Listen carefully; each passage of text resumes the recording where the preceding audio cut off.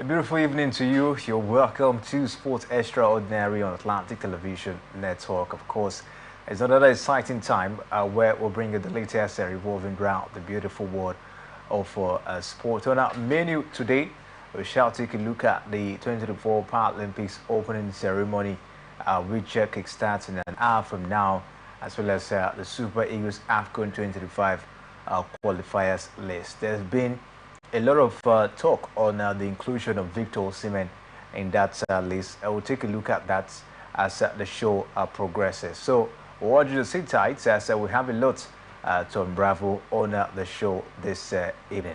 We'll take a short break and we'll come back. We'll dish out all that you need to know revolving around the beautiful world of sports. Stay with us, we'll be right back.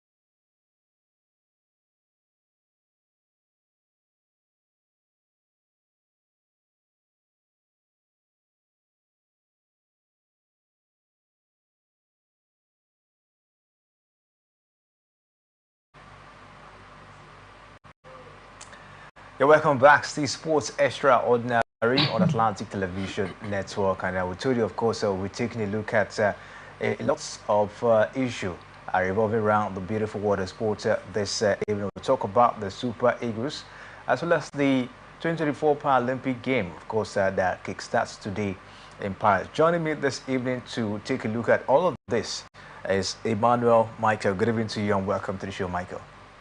Yeah, good evening to you, Kingsley, and good evening to our viewers out there. Always a delightful moment talking sport right here on ATN. We also have Mr. Peter Abaji joining us this evening. Good evening to you, Mr. Abaji. Good evening, Kingsley. My pleasure to be with you guys on the show once again, and looking forward to an eventful appearance by our athletes at the History Challenge version of the able-bodied athlete at the Olympic Games. All right, since you've taken us down to the Olympic Games already, let's start things. What do you make of it? You know, talking about this edition of the Paralympic Games, we understand that the opening ceremony, of course, will kickstart. The Paralympic game will kickstart today, and we'll see a colorful opening ceremony.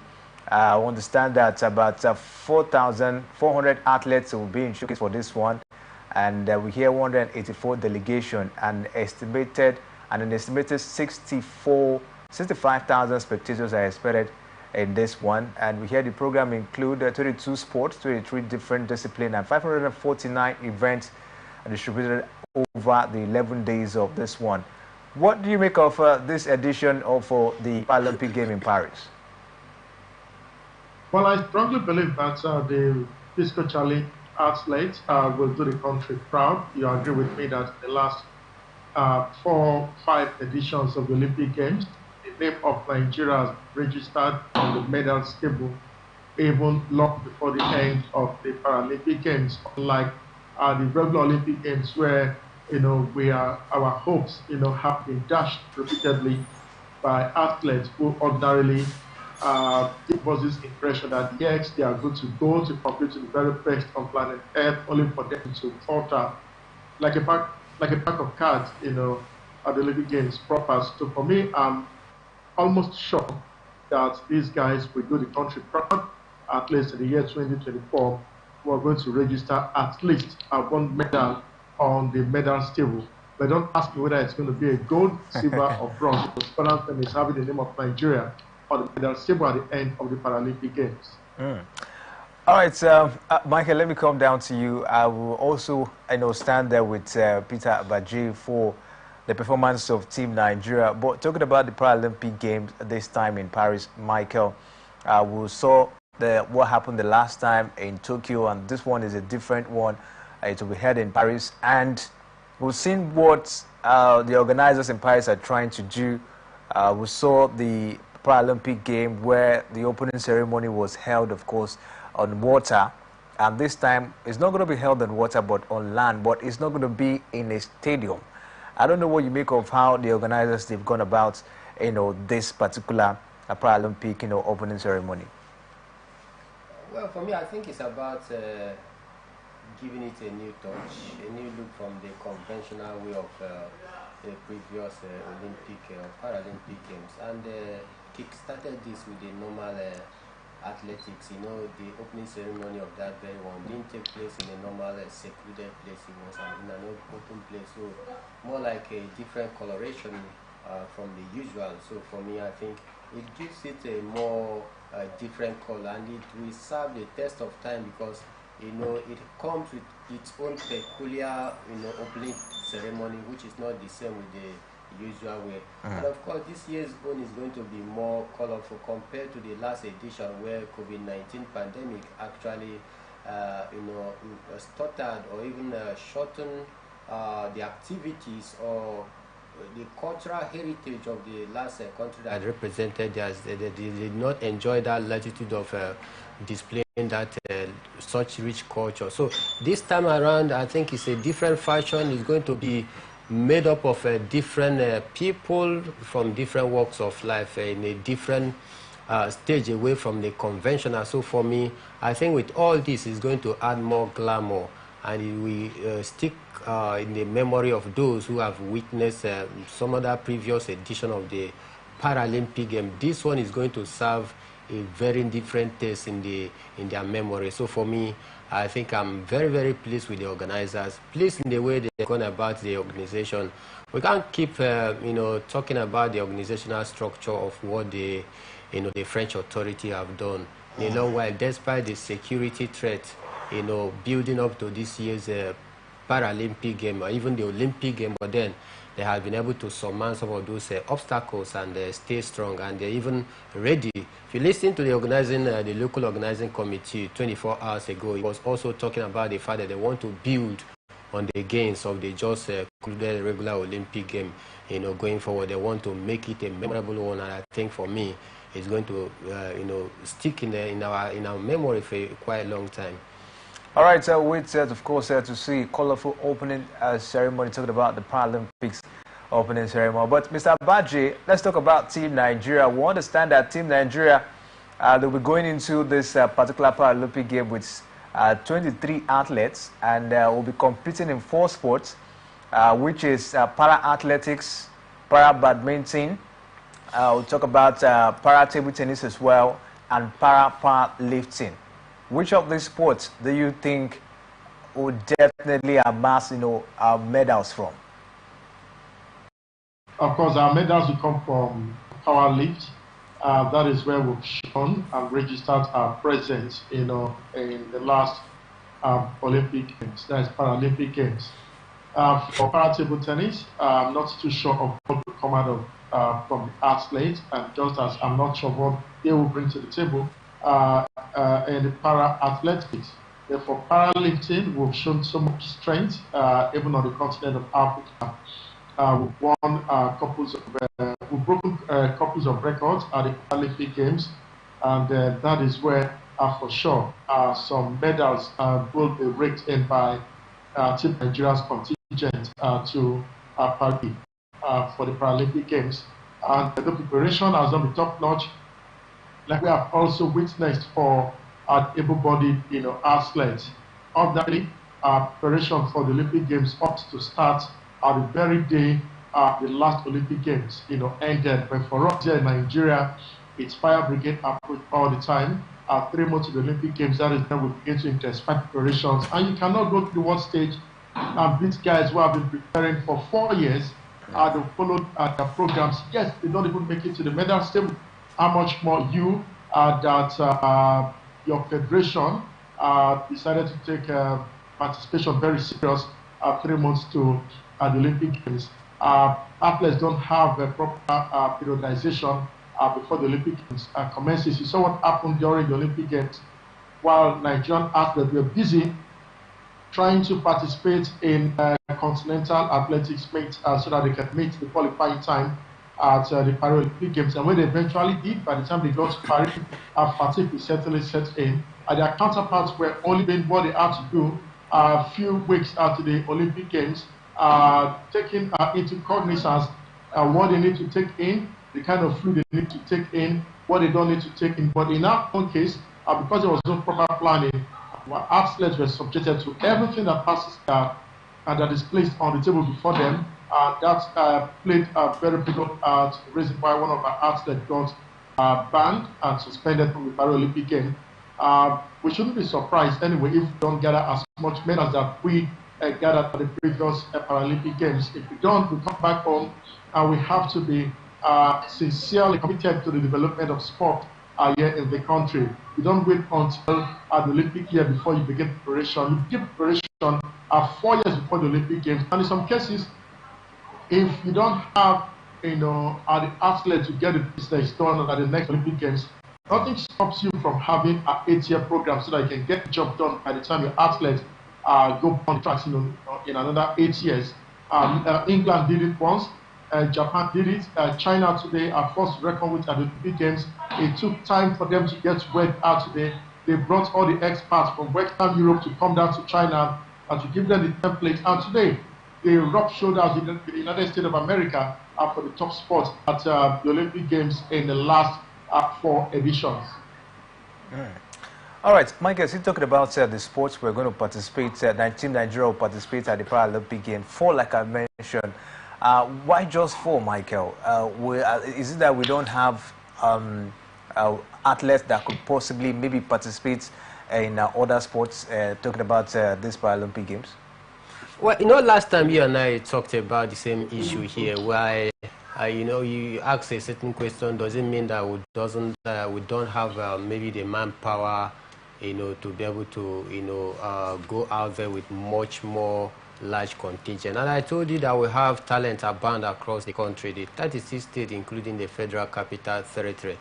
It's just about the scouting team not able to do their job proper, because we have talent cut across every angle right here in the country, even up the shores of this country. But then it looks as though if at all we have scouting team at all, if at all we have, then they should be doing their job. So lack of a proper scouting team have also helped us not to also at least produce even more Olympians that should have been part and parcel of this one. Because you can't tell me that in the whole country, 36 states, including Federal Capital Territory, it's only 4 that we have right here. So it's about an intentional plan, a deliberate plan towards harnessing and grooming some of those talents, at a time like this, to take up their position and do the country proud. But then I think the scouting team, like I said, if we do have at all, have failed in their responsibility.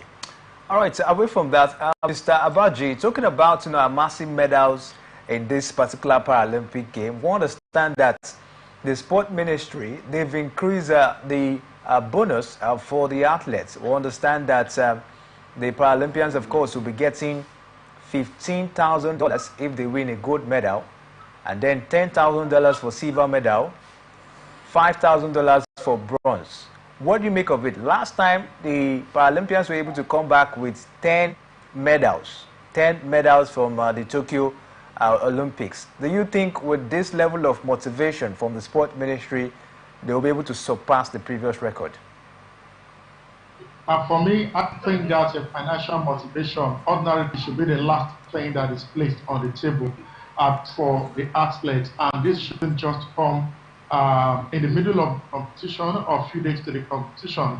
What was the level of preparation before this time, where the athletes subjected to standard facilities, world-class facilities to prepare for the games? In fact, motivation starts from the quality training that the athlete gets, the kind of facilities that the athlete uses for training, and before you start talking about financial motivation, most of the times financial motivation does the athletes no good, most especially at stages like this. If the athlete had been told some 6 months or 1 year before the Paralympic Games that if you win a gold medal for Nigeria, you are going to get $15,000.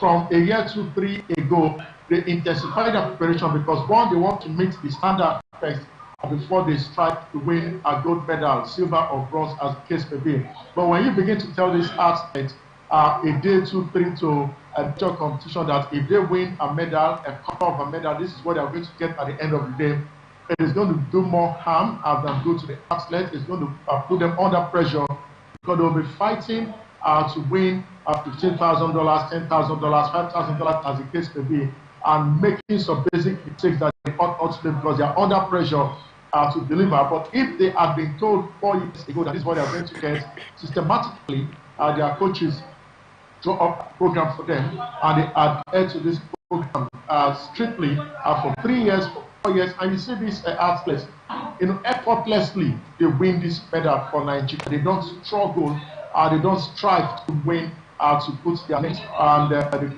flag of Nigeria on the medal table. So for me, 15,000 naira motivation at the moment would not make any huge difference compared to their performance last time. It will not make them win more medals. Maybe it will further reduce the number of medals that Nigeria will win at the Paralympic Games. Okay, do you agree with him? I think a total position from that. I do not, agree with Mr. Baje, because though somehow we want to say yes, if they had about 3 or 2 years long-term plan towards this very one, it would have been better. But then ruling out away the financial motivation at this point, I think I don't agree with that, because if you talk about the welfare for the para-athletes, over the years it has become a big issue, an issue of worry, because they are not adequately rewarded whenever they go out there to do us proud. I mean, if their able-bodied counterpart received a sum of $5,000 for gold medal, $3,000 for silver, and $2,000 for bronze, this time around, the Paralympians, they are receiving $15,000. Man, that is a huge motivation that any athlete that didn't want to double his or her effort at the cost of this financial incentive,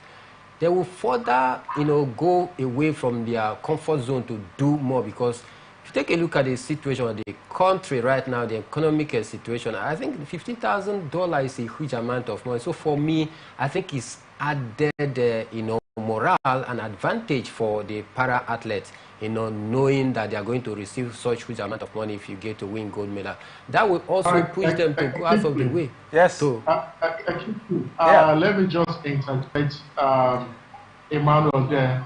It's like your workplace. You know that every 2 years you get promoted to this level because of hard work. Yeah. And if at the end of 2 years promotion doesn't come, and you're told that in another 1 month you're going to be promoted, it will be difficult for you to really take these guys, your employer, very serious, because for 2 years you've worked no promotion to motivate you to do the extra in another 2 years. So that's what same thing is applicable to the athletes.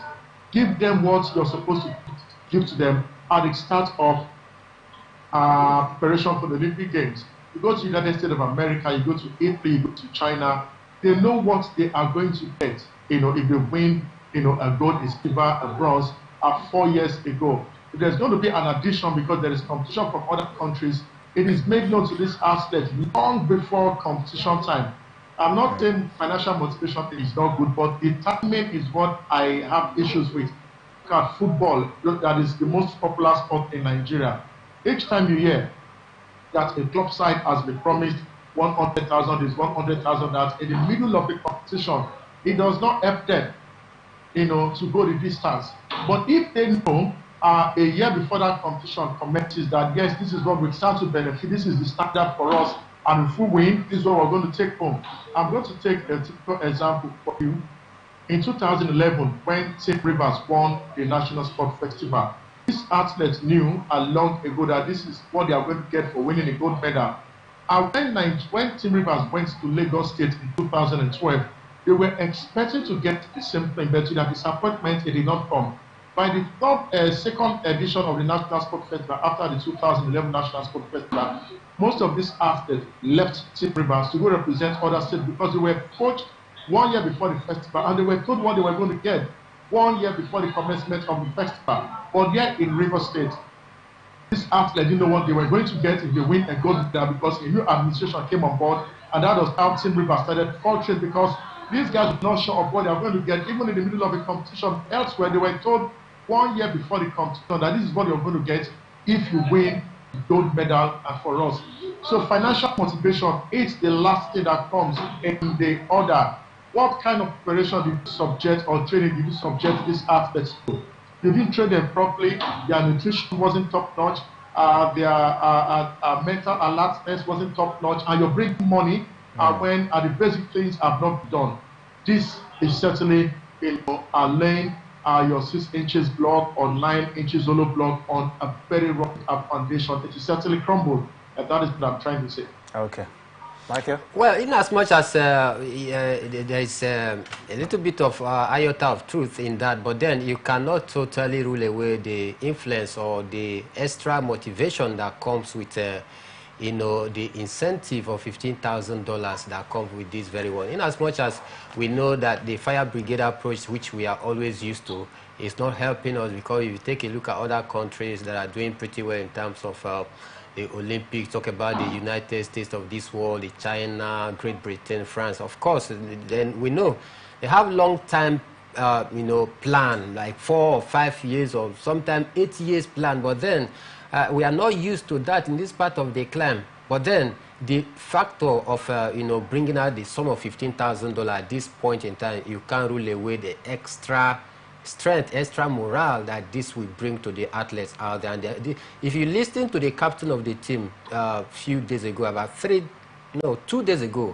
when he was also put on the spot about, what this financial incentive is going to do for them, he was very clear about it. He said this is an extra addition, extra hope and confidence for them to even double their effort to do better compared to their last outing. So for me, I think in as much as we are not always prepared for this, for such big occasion, we can't also rule away the extra motivation that comes with this kind of financial incentive that was doled out for the athlete that is going to take part in this year's Paralympic Games. All right, let's see how it goes. We'll just we hope for the best for the athletes. Either they are motivated by the bonuses or not motivated. We just hope they're able to surpass the previous record, which was 10 medals. I think they had about, 4 gold medals in that particular one out of the 10.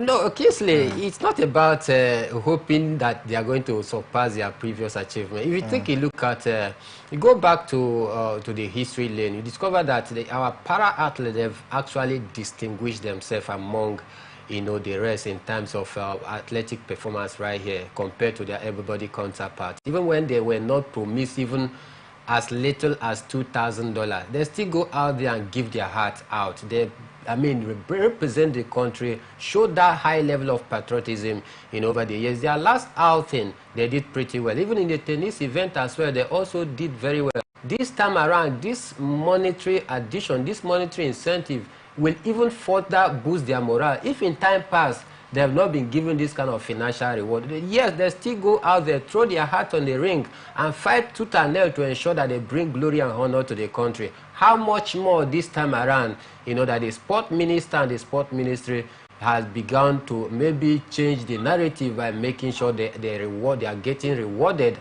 adequately. So for me, I have no iota of that. They are going to surpass their previous record. All right, let's see how it goes. Mr. Abadie, the money, yes, did the financial motivation made any difference for the for our Olympians at just concluded Olympic Games in Paris? I'm sure you're aware of how much was announced to these athletes. Yes, how far did they go? Yeah, of course. How far did they go? And the last time that the Paralympians won 10 medals for Nigeria, there was no financial motivation. They went into their various sports to go represent and do their country proud.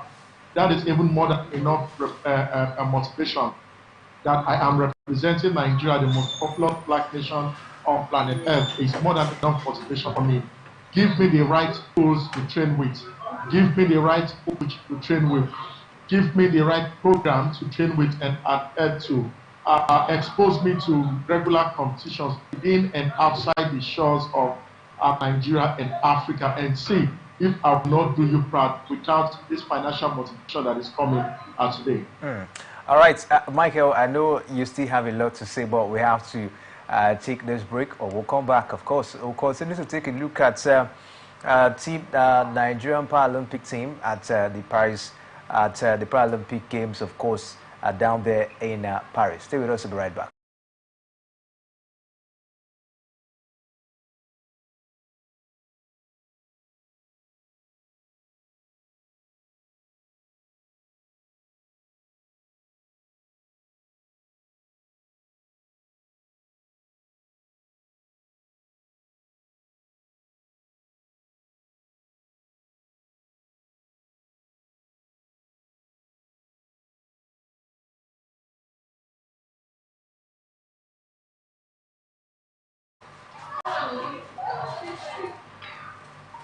Yeah, welcome back. Stay Sports Extraordinary on Atlantic Television Network. Of course, we've been taking a look at Team Nigeria at the Paralympic game in Paris, and we'll see what comes up for them this time around. We'll hope that the increments in the bonus possibly might motivate the athletes to get something, of course, huge this time around. But we have to stay away from the Paralympic game.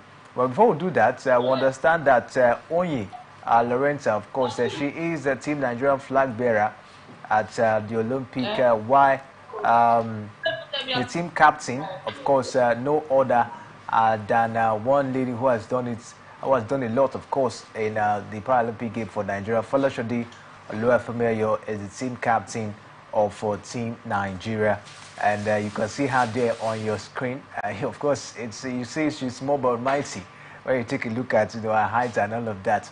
But let's move on as we bring you some results coming from the U.S. Open, as Bolesi got past Stan Wawrinka 6-4, 7-6, 6-3 today. Carlos Alcaraz was able to go past Litu in a 6-2, 6-4, 6-3, 6-1 result. Tommy Paul got past Sonogo in a 6-4, 6-2, 7-5, 6-2. Results down there. Let's take a look at the female category, as Ponseva got past Noskova 7-6, 6-4, and Paulini got past Andescu in a 7-6, 6-2, 6-4. Sophia Kenin got past Emma Raducanu in a 6-4, 6-3, 6-4 encounter. Jessica Pegula beat Shelby Rogers in a 6-4, 6-3 results down there. So the U.S. Open is on, and the results are unfolding. Of course, trust us down here. We'll be able to bring you the results as they unfold. But we have to stay away from the U.S. Open, as we have a lot to talk about concerning the Super Eagles of Nigeria. No longer news that Bruno Lagbadia is the new coach of the Super Eagles of Nigeria. Mr. Abaji, I really want to have your take on the new coach of the Super Eagles of Nigeria. What do you make of the appointment of Bruno Labbadia? Some did promise us that they will get a foreign coach for the Super Eagles of Nigeria after Philip George resigned from his job. Is it the type of coach that we need for the Super Eagles of Nigeria? Yes and no. For those who followed him, who watched him as a coach of BFB Stuttgart and Hector Berlin, what kind of football was this team playing? What is his philosophy? Will it fit into what we are anticipating in the Super Eagles of Nigeria? Right now, he has to prepare for about a week plus to play African Cup of Nations qualifiers against Benin Republic as well as against Rwanda. If he doesn't win, if he doesn't get a preferable result, will Nigeria call for his head? The obvious answer should be no. Because it takes a longer time for you to instill your philosophy at the national team level than you do at the club level. Because club level, you meet with your players every day of the week, you play week in, week out, depending on the level of competitions that you're participating in. Sometimes you play like two matches in a week. And if you don't get the desired philosophy, the desired result at the end of the day, your employers will just show you the exit door. So for me, let's see what it will be bringing to the table when Nigeria plays this back-to-back Nations Cup qualifier against Benin Republic and Rwanda. Will I be expecting much from the coach? Of course, no. I should be expecting much from the players, because it's up to the players to interpret the philosophy of the coach and the field of play. If they don't do that, then if the team loses, of course, it is the coach that has to go. We don't expect the coach to start making excuses from the very beginning right now. He's got to sit down and start talking to his players. He needs to watch clips of the Super Eagles at the last Nations Cup finals. It's 3 different matches at the Nations Cup finals, and also the last matches that we played in the World Cup qualifier against South Africa. And I think against Benin Republic, he needs to watch those clips to really know if he can fathom the weaknesses and the strengths of some of these players. I'm talking about the outfield players, in the team. But I think that is another German coach that we don't want to fail in Nigeria. The last 2 that we had, Martin Honor won a silver medal for Nigeria at Maroc 88, if my memory serves me right.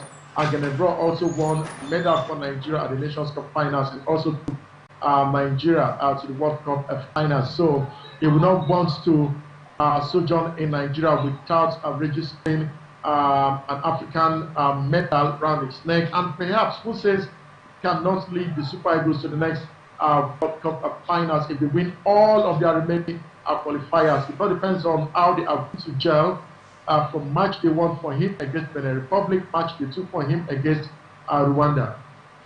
All right, Mr. Abaji, I will stick with you because I know that you have a very short time with us this evening. Let's talk about Victor Osimhen. We understand what happened during the World Cup qualifiers, the social media outburst he had with the coaches that then talking about Philip George.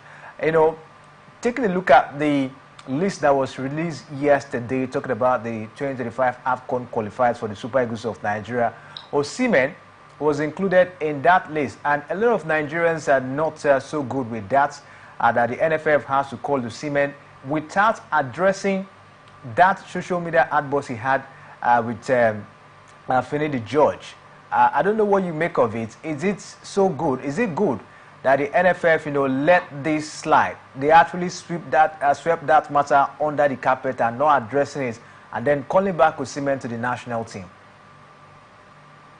Pissarro has come out to say Ademola Lookman is much more technical, a better player technically than Victor Osimhen, trying to lay the foundation for the new handler, that if you must do well, this is the direction to turn to. It's sad that the Nigeria Football Federation have not done anything to get Osimhen to perhaps even if not a public apology, but at least to say, I'm so sorry to the former coach of the Super Eagles of Nigeria, to the NFF, and of course to Nigerians, because it insulted a whole lot of Nigerians. Yep. It didn't give right information before that outburst. But again, at crossroads like this, you need your very best to be invited to play for you, because it's going to be a very big minus for Nigeria not to be at the Nations Cup finals. In fact, like at the World Cup finals, it's the birthright of the Brazilian national team. The African Foundation should be the birthright of the Super Eagles of Nigeria. We have no reason whatsoever not to qualify for each edition of the Nations Cup finals. So at this stage, that you're not so sure of your chances, you did your very best. Osimhen is still one of our best. But I strongly believe that the foreign coach today has what it takes to tame any player that wants to live a larger-than-life style, much more bigger than the national team, handler. But again, the NFF needs to give the new coach the needed support for him to instill discipline in the team when he thinks that it is right to instill discipline in the team, get players into the team on merit, players that you think can help you grind results out on the continent and on the global stage when you play a World Cup qualifier. So at the moment, I don't think there is anything wrong with NFF inviting Osimhen. It's the best legs that you need in camp, and you need best legs to get results. Nigerians need to be happy. We've been disappointed with the performance of the Super Eagles of Nigeria in the last qualifiers that they played against South Africa and against Benin Republic. So this time around, we want to be happy. We want to be excited that yes, the Super Eagles of Nigeria are back to winning ways. All right, thank you very much, Mr. Baji, for your time. We really, really do appreciate it. Your pleasure, my brother. All right. My name, Michael, of course, is still in the studio. Michael, you've heard the thoughts of Mr. Baji on the NFF, including Victor Osimhen in the 2025 AFCON qualifiers list. I don't know what he said is one of the best we have, that the NFF, should take it easy. I don't know if you agree. I don't agree to that allusion because he said one of the best that we have. Of course, one of the best, not that he is the best, but one of the best. So if he is one of the best, it invariably means that we have other players that are also good, just like the way he is. So for me, I think letting this slide is a dent on the image of the NFF. It's a big slap on the collective interests and the sensibility of Nigerians, letting it slide. I mean, he didn't just insult somebody who have achieved a lot for the country, talking about Finidi George.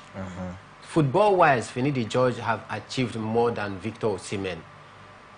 He did not end insulting Finidi George, but ended up insulting the NFF and the collective interest of Nigerians. So for me, letting it slide is more like opening up another channel for other players to pass through that channel to do the same wrong thing that Victor Osimhen did, and nothing will happen to such player if any drastic action isn't taken against Victor Osimhen. We let it die down and bringing him into the squad just because I don't know whether NFF thinks that we can't do without him. Maybe, just maybe, that is the reason, because there is no how you tell me that we need him as one of our best leg.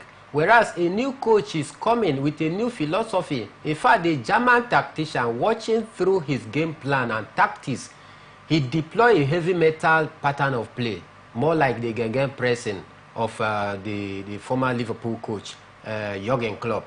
And it demands some technical players, and that means is that what this means is that he can even do without Victor Osimhen, who is known for his direct play and his energetic form of play in the center forward. But as a technical player, you may not have that general energy, to bully defenders and get to score the goal. But you have other options.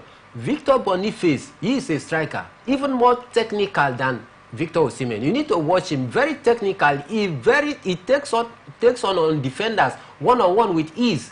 Lukman Ademola, another technical player that you can do it. You can make use of him in the right wing in the left wing or even as a supporting striker, he delivers. So I don't know. I don't want to, you know, stand under the platform that Victor Osimhen, because Victor Osimhen is one of our best leg, we should now forsake his sin after insulting the whole country, and now draft him into the 23-man squad. So I don't want to go with that notion, because if everybody goes with that direction, it simply means that we are comfortable seeing Victor Osimhen insult the whole country, insult the whole NFF, insult Nigerians, and insult Finidi George, who judged himself out of the job 2 months ago. So for me, I take a different position to that. In fact, at this crucial stage in Victor Osimhen's career, where he's in a fix on where to go, because so many clubs are not coming for his services because of his huge wage bill,